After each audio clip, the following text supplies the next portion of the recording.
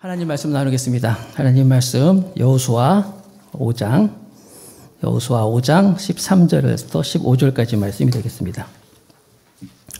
여호수아 5장 13절에서 15절까지 말씀 제가 먼저 받들어 봉독을 하겠습니다. 여호수아가 여리고에 가까이 이르렀을 때 눈을 들어 본즉 한 사람이 칼을 빼어 손에 들고 마주 서 있는지라. 여호수아가 나아가서 그에게 묻되 너는 우리를 위하느냐 우리의 적들을 위하느냐 하니 그가 이르되 아니라 나는 여호와의 군대 대장으로 지금 왔느니라 하는지라. 여호수아가 얼굴을 땅에 대고 엎드려 절하고 그에게 이르되 내 주여와 종에게 무슨 말씀을 하려 하시나이까. 여호와의 군대 대장이 여호수아에게 이르되 내 발에 신을 벗어라 내가 선 것은 거룩하니라 하니 여호수아가 그대로 행하니라. 아멘. 자, 우리가 여호수아의 말씀을 계속 보고 있습니다. 오늘은 5장, 여호수아 5장인데 제목은 승리하는 인생. 승리하는 인생. 지금 우리는 참 치열한 하루하루를 살아가고 있습니다. 나와의 싸움, 또 이 세상과의 싸움, 또 죄와 이 사망과의 싸움을 싸우고 있는데 오늘 찬양 중에서 우리 막 나가세.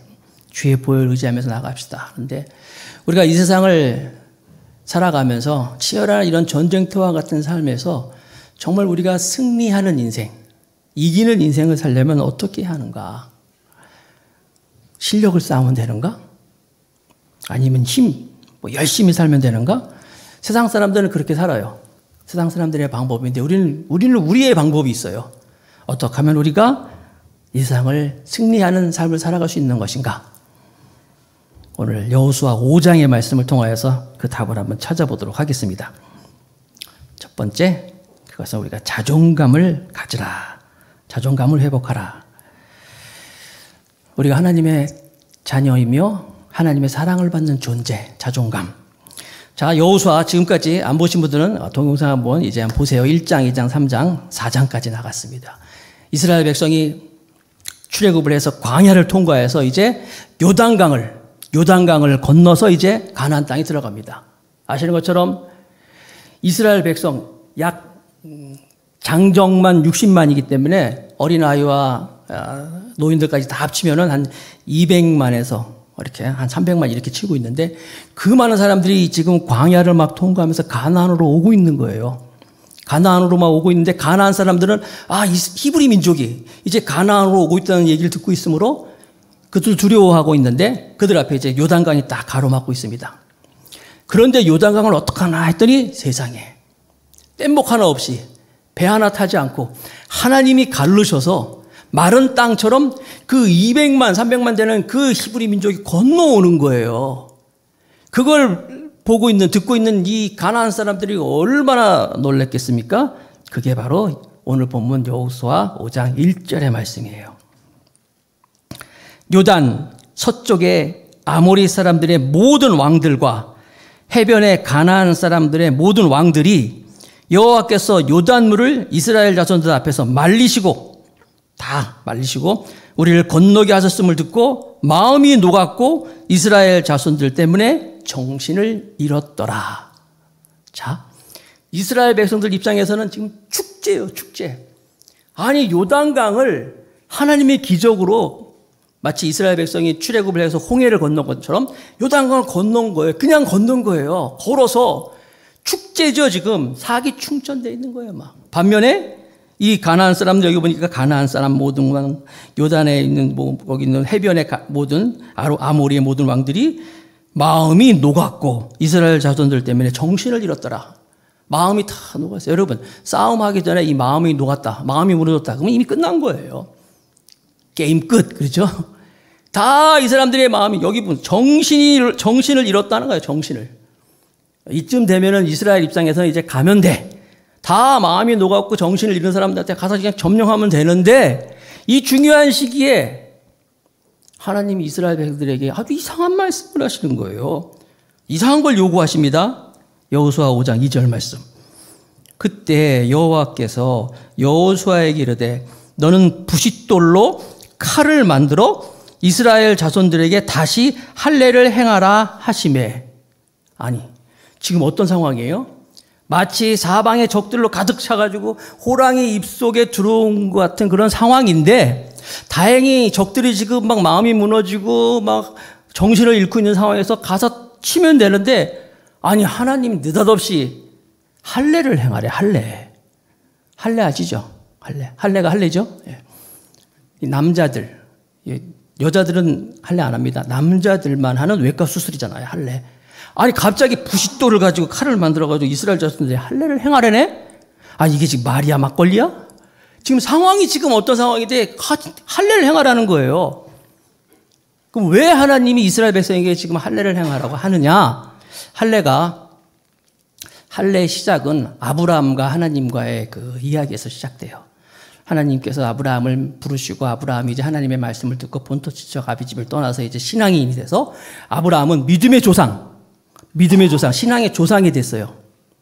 그 이스라엘 백성들은 이제 아브라함을 자기들 조상으로 생각하고 있는데, 아브라함과 하나님과의 관계에서 언약의 관계의 증표가 바로 할례라는 거예요. 너는 할례를 행하라. 그리고 네 후손들에게도 할례를 다 행하라. 이것은 나는 너의 하나님이 되고 너는 나의 백성이 되고 내 자녀가 된다 하는 증표가 바로 할례예요. 할례. 설검사이스. 고래사냥 하시죠, 남자들 하는 거. 그걸 하는 거예요. 그래서 할례를 안 하면 내 백성이 아니고, 할례를 할 때 내 백성이다. 할례는 뭐냐면, 그래서 여러분, 이스라엘 백성들의 자존감이에요. 내가 누구냐?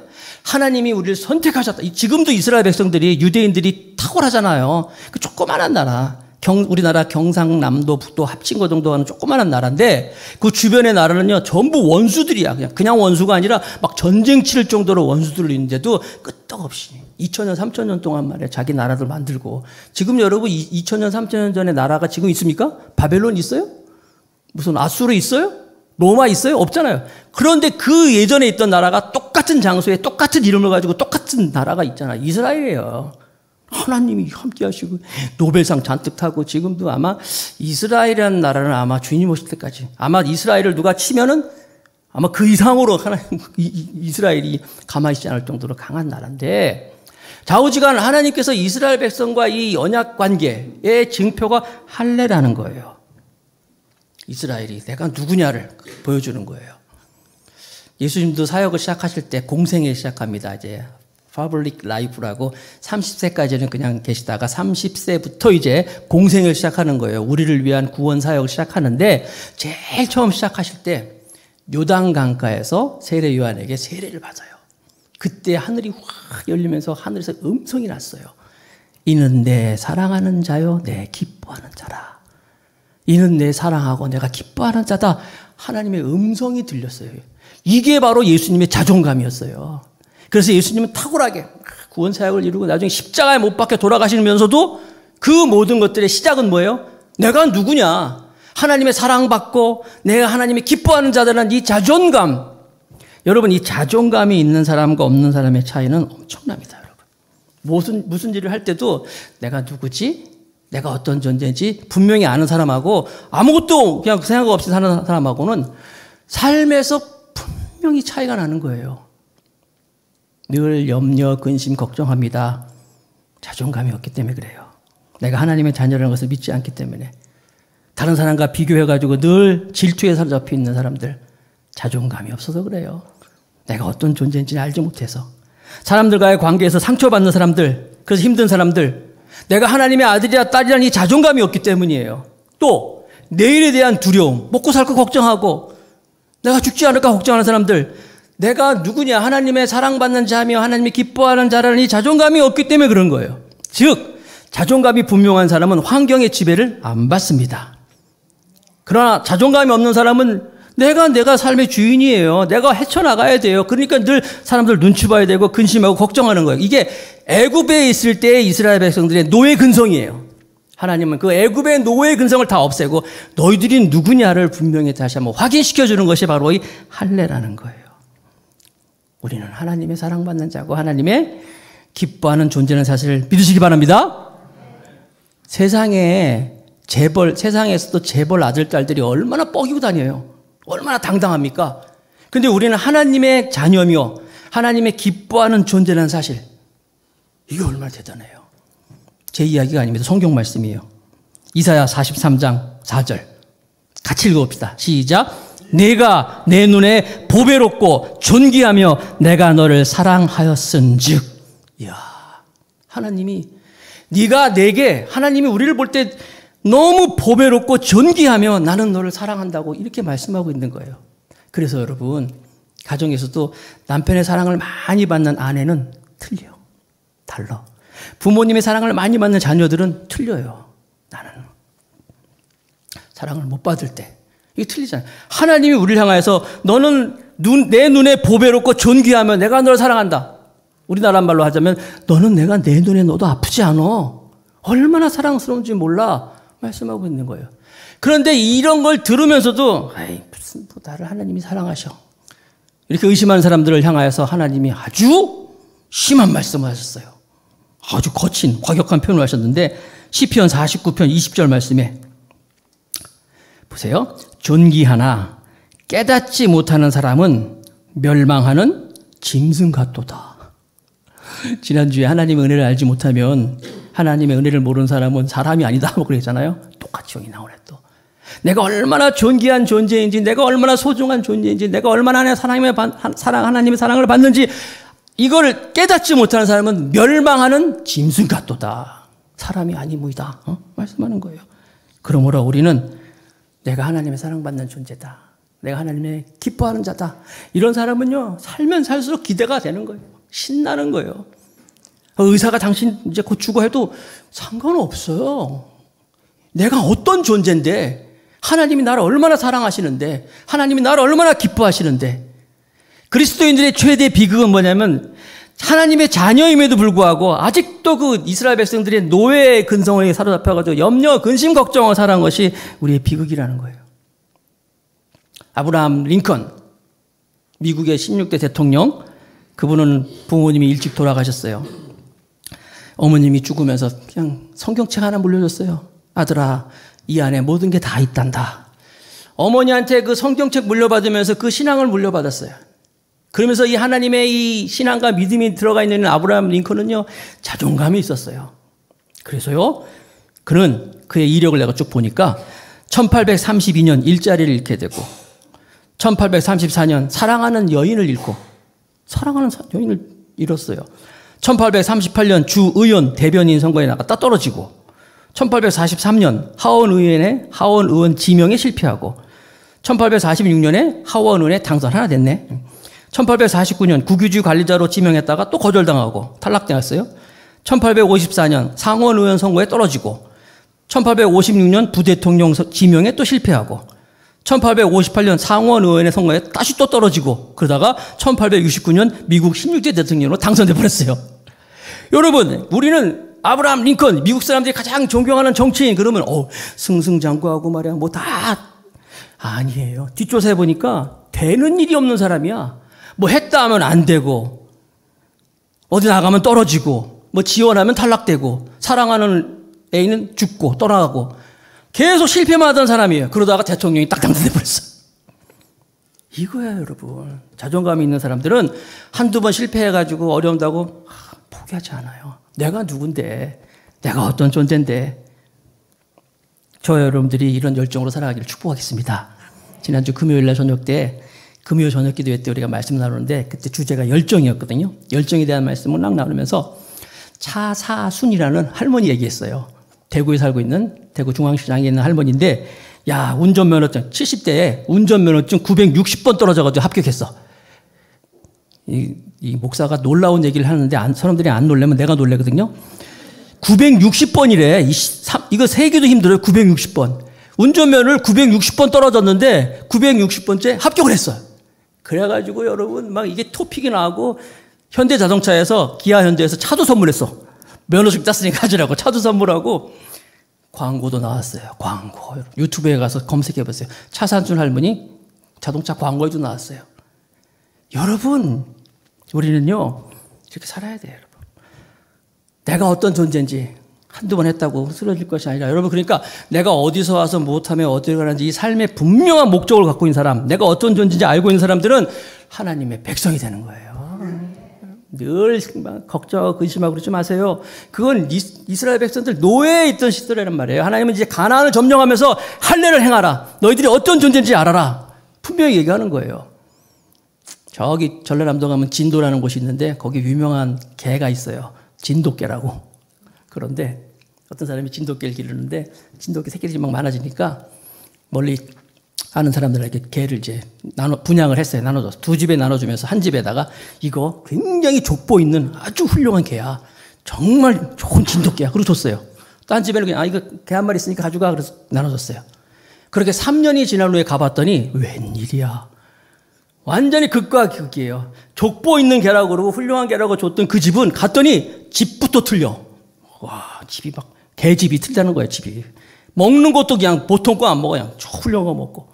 그리고 그냥 얼마나 목욕을 자주 시켰는지 눈이 부실 정도로 그냥 진돗개가 칵 있더래. 근데 그냥 야, 여기 개 한 마리 있으니 가져가라고 줬던 그 집에 가보니까 이건 개가 몰골이 이게 땅에서 흙에서 막 놀아가지고 지저분하고 똥개.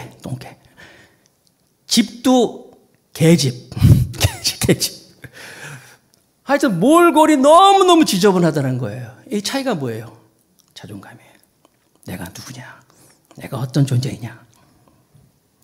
할례를 받으라는 건 바로 그거예요. 이스라엘 백성들에게 너는 어떤 존재인지 알아라. 내가 너희 하나님이 되고 너는 나의 백성이 될 것이다. 아니 지금 어떤 상황이에요? 만약에 할례를 받고 여러분 남자들이요 할례 받으면요 한 일주일 꼼짝 못합니다. 그리고 길게는 한 달 정도 아무 짓도 못해요. 근데 이스라엘 백성들이 지금 할례를 받았다. 그걸 알면 이 가나안 사람들이 와서 칼로 푹푹 찌르면 다 죽을 수밖에 없는 거예요. 그런데도 하나님은 할례를 받으라고 얘기하는 거예요. 자존감이 이렇게 중요한 거예요. 이렇게. 계속 봅시다. 여호수아 5장 9절.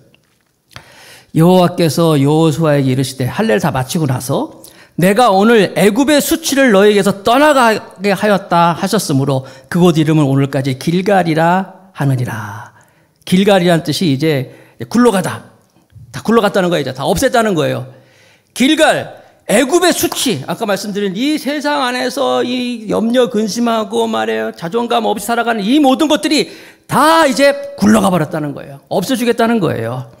그래서 저와 여러분들이 이 하나님을 믿는 신앙인으로서 나도 하나님이 사랑받는 존재다. 하나님 나를 기뻐한다. 아까 말씀드린 것처럼 나를 하나님은 눈에 넣어도 안 아프다 하는 것을 믿고 살아간다면 넉넉히 세상을 이길 줄로 믿습니다. 로마서 8장 37절 같이 읽겠습니다. 로마서 8장 37절 시작. 그러나 이 모든 일에 우리를 사랑하시는 이로 말미암아 우리가 넉넉히 이기느니라. 할렐루야. 세상 사람들도요. 세상에 나오는 사람들도요. 그 성공 연구하는 사람들 보면은 우리에게 자신감을 가져라. 자존감을 가져라 얘기하고 있어요. 그런데 그 사람들 가짜예요. 어려움이 있으면요. 실패하고 그러면요. 좌절하고 그래요. 근데 우리는 누구예요? 하나님 안에서 하나님의 사랑받는 존재예요. 하나님의 자녀라는 거예요. 여러분, 사자가 사자가 사자 새끼를 낳잖아요. 사자가 다른 걸 낳지 않잖아요. 하나님의 자녀라는 거예요. 그래서 우리는요, 하나님께서 나를 사랑하고 한다는 세상 말로 자뻑이라는 게 있어요. 자뻑. 아세요? 스스로 뻑한다는 거예요. 자뻑. 우리는 정말 자뻑해야 돼요. 아, 내가 어떤 존재인지. 거울 보면서도요, 코가 좀 커야 되는 거 아니야? 키가 좀, 이런 생각 하지 마세요. 나는 나보기 아름답게 창조된 것이 아니라 하나님이 보시기에 아름답게 창조된 거예요. 하나님이 날 보면서 너무너무 보배롭다, 존귀하다 그러고 내가 너를 사랑한다 하는데 여러분, 그렇게 살아갈 때 우리의 모습이 다른 사람한테 멋지게 보여줄 줄 믿습니다. 자존감 회복. 두 번째, 세상을 이기려면 보혈을 의지하라. 자, 할례를 행하는 것을 자존감 회복하고 이제 보혈을 의지하라고 말씀합니다. 그러면서 이제 여호수아 5장 10절 말씀해 보니까 또 이스라엘 자손이 길갈에 진쳤고 그달 14일 저녁에는 여리고 평지에서 유월절을 지켰으며 유월절을 지켰다라고 말하고 있어요. 유월절이 뭐예요? 유월절 기억해 보세요. 유월절이라는 것은 이스라엘 백성이 출애굽을 할 때 10가지의 재앙이 애굽 땅에 확 임했어요. 피, 개구리, 이, 파리, 악종, 독종, 우박, 메뚜기, 흑암 이렇게 9가지. 그리고 맨 마지막에 장자가 죽는 재앙이 임했어요. 자, 장자가 죽는 재앙이 그것이 확 임해가지고 그 애굽 전 지역의 모든 장자들은 다 죽어야 되는 거예요. 그 재앙으로 인해서. 그때 어린 양을 잡아서 어린 양의 피를 문 설주와 임방에 바른 집은 그 죽음의 신이 장자를 죽이는 재앙이 그 집은 뛰어넘었어. 유월. 그래서 유월이야. 패스오버. 넘어갔다는 거예요. 그래서 유월절이 된 거예요. 자, 유월절의 핵심은 어린 양의 피예요. 한마디로 뭐예요? 보혈이에요. 출애굽기 12장 13절. 내가 애굽 땅을 칠 때에 6월절입니다. 그 피가 너희가 사는 집에 있어서 너희를 위하여 표적이 될지라. 내가 그 피를 볼 때에 너희를 넘어가리니 6월이죠. 재앙이 너에게 내려 멸하지 아니하리라. 이 6월절이에요. 자, 이 6월절은 어린 양의 피는 뭐냐면 죽음의 저주로부터 보호를 받는 거고 애굽의 포로에서 자유가 된 거예요. 이걸로 인해서. 그래서 6월절이고 또 우리의 모든 죄를 다 씻어준 거예요. 자, 첫 번째 6월절은 애굽에서, 그렇죠? 두 번째 6월절은 그로부터 1년 후에 출애굽한 지 1년 되던 시내산에서 두 번째 6월절 지켰어요. 그리고 38년 동안 광야에서 안 지켰어요. 1년에 한 번씩 하는 건데 왜? 계속 움직이고 장막생활하고 또 신앙도 떨어지려가지고 안 지켰어요. 그런데 지금 여호수아 5장에 보니까 그 세 번째 6월절을 지켜라 라고 말하고 있는 거예요. 다시 한번 보혈의 힘, 어린 양의 이 피를 다시 한번 상기시켜 주는 거예요. 여러분, 우리가 가지고 있는 모든 문제의 원인은 뭐냐면 다 죄 때문이 시작된 겁니다. 물질이 없어서 무슨 뭐 경제적인 거 뭐 아니에요. 다 원인은 죄야, 죄. 죄가 세상에 들어옴으로 말미암아 죽음이 오고 사망이 오고 질병이 왔다는 거예요. 아시죠? 인간관계도 마찬가지예요. 아담과 하와가 그렇게 사이좋게 잘 지내다가 죄가 탁 들어오니까 하나님, 나 이 여자 때문에 내가 죄를 졌습니다. 너 때문이야. 이러면서 관계가 깨지잖아요. 이 모든 문제의 원인은 죄예요, 죄. 죄는 암보다도 더 무서워. 암은 병원 가서 의사한테 치료받으면 되지만 죄는 치료받을 수가 없어요. 죽는 날까지. 그래서 여러분, 선한 사람이다, 나쁜 사람이다, 뭐 악한 사람이다 차이가 뭔지 아세요? 선한 사람은요, 항상 이 죄의 문제를 가지고 고민을 해요. 그래서 항상 하나님 내 죄를 용서하소서 주님의 보혈을 의지합니다. 그러나 악한 사람은 관계없어. 보혈, 아까 보혈 찬양했잖아요. 주보혈 날 정결케 하고 찬양했잖아요. 그런 거 안 해요. 죄에 대해서 관심 없어요. 그러다가 마지막에 가서 죽을 때 생각나. 아, 내가 내 죄 때문에 죽는구나. 더 악한 사람은 죽을 때도 몰라. 그냥 죄도 모르고 죽는 사람이야. 여러분, 이 죄의 문제를 어떻게 해결합니까? 죽음을 해결합니까? 성경에는 있어요. 피 흘림이 없으면 사함이 없다. 죽으라는 거예요. 아, 그럼 내가 죽으면 되겠네? 내가 죽으면 끝이에요. 그냥 아무것도 아니에요. 이 죄의 문제는 예수의 피, 그 보혈의 피로 해결받는 거예요. 요한일서 1장 7절. 그 아들 예수의 피가 우리를 모든 죄에서 깨끗하게 하실 것이요. 구약시대에는 어린 양을 잡아서 그 피로 우리가 사함을 받았지만 신약시대, 지금이잖아요. 지금은 바로 예수의 피를 의지하면, 그래서 우리가 주보혈을 노래하는 거예요. 주보혈을 의지하는 거예요. 지금도 우리가 예수의 피를 의지하면 우리 안에 있는 모든 이 죄악이 다 사라지는 거예요. 우리를 깨끗게 하는 거예요. 주의 보혈 능력이 있도다. 주의 피 믿으오. 주의 보혈 그 어린 양의 매우 귀중한 피로다. 여성분들, 나는요, 딴 건 다 몰라도요, 딴 건 다 내가 이길 수 있는데, 좋은 옷만 보면, 멋있는 신발만 보면, 나 참지를 못하겠어요. 명품, 도저히 못 참겠어요. 그런 분들 어떻게 이깁니까, 그거? 남성들, 이쁜 여자만 보면 말이에요. 정말 멋진 양, 자매만 보면 나도 모르게 고개가 들어가고, 이거 어떻게 이깁니까? 우리가 돈 많은 사람하고 결혼하고, 어떻게, 이쁜 사람하고 결혼해야 되는 겁니까? 여러분, 보혈이 이기게 할 수 있어요. 찬송에도 있다니까요. 육체의 정욕을 이길 힘은 보혈의 능력, 주의 보혈, 정결한 마음을 얻게 하니 참 놀라운 능력이로다. 주의 보혈, 능력이 있도다. 주의 피 믿으오. 주의 보혈, 그 어린 양의 매우 귀중한 피로다. 주의 보혈을 믿는 사람은요, 목사님 이론을 보면 같이 따라 불러. 근데 안 믿는 사람들은 그냥 구경만 해, 이렇게. 여러분, 주의 보혈은 능력이 있는 거예요. 히브리서 10장 19절. 그러므로 형제들아, 우리가 예수의 피를 힘입어 성소에 들어갈 담력을 얻었나니. 어떤 부부가 운전하다가 사고가 났어.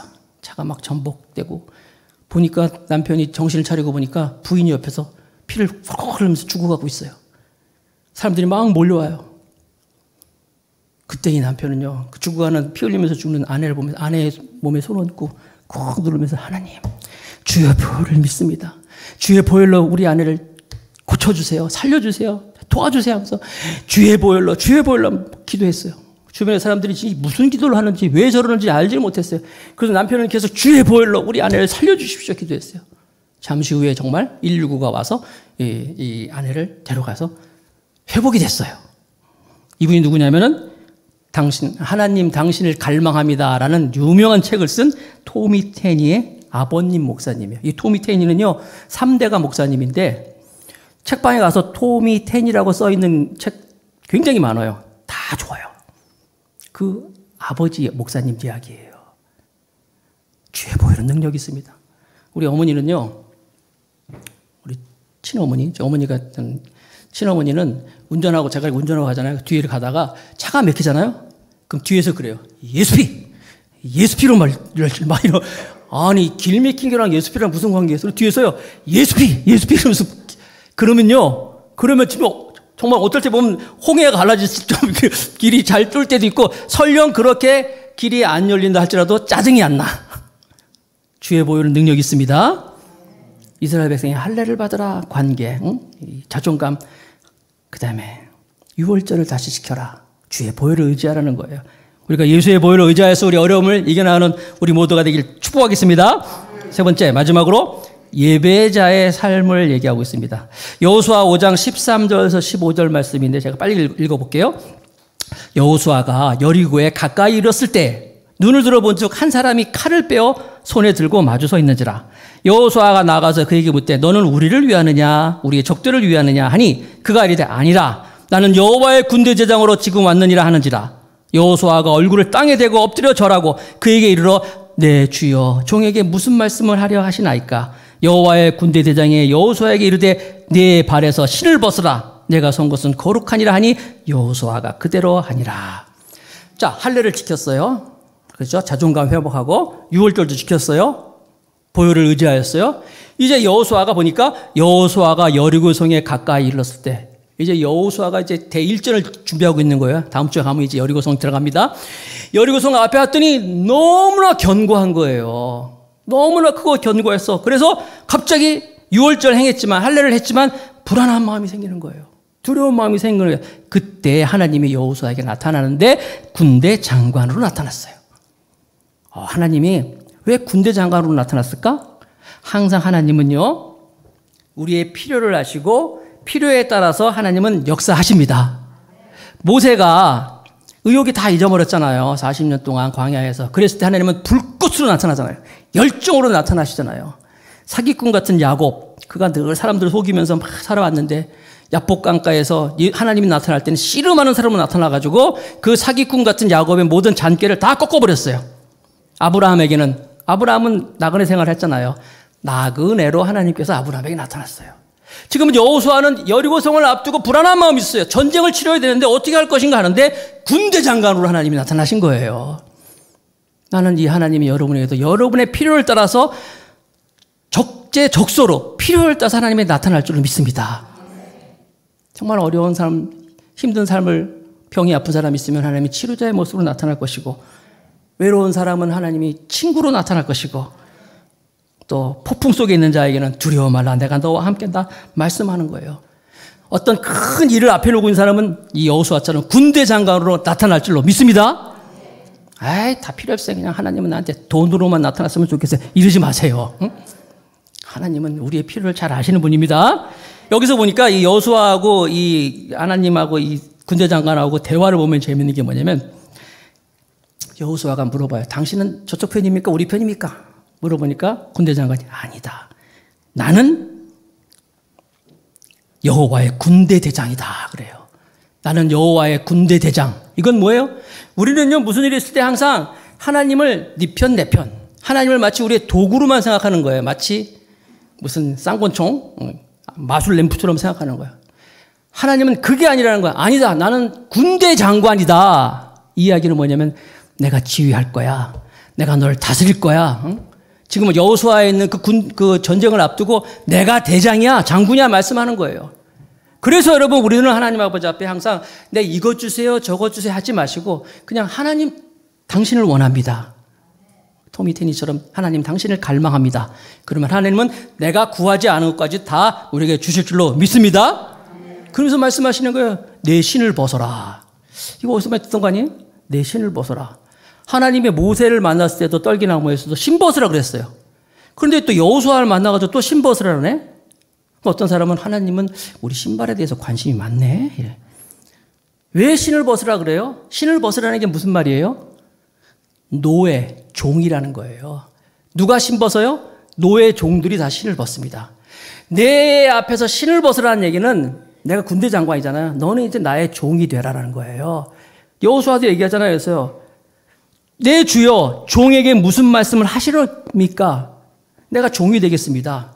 여러분 우리가 인생을 살아가면서 승리하는 건 다른 거 아니에요. 내가 내 삶의 주인이 아니라 하나님 아버지 앞에서 신을 벗는 거예요. 신을 벗고 주여 말씀하옵소서 종이 듣겠나이다. 이럴 때 하나님께서 하나님의 능력이 우리에게 오셔서 우리를 회복시켜 주시고 우리를 승리로 이끌어 줄 줄 믿습니다. 그리고 여러분 내가 선 곳은 거룩한 곳이라고 했어요. 아니 거기가 뭐 특별한 곳입니까? 무슨 홀랜드예요? 좋은 거룩한 곳이에요? 아니에요. 그렇게 신을 벗고 하나님께 말씀하옵소서 종이 듣겠나이다 하는 그 자리, 바로 그 예배하는 자리가 바로 거룩한 자리가 된다는 거예요. 그 예배의 그 장소가 거룩한 곳이 된다는 거예요.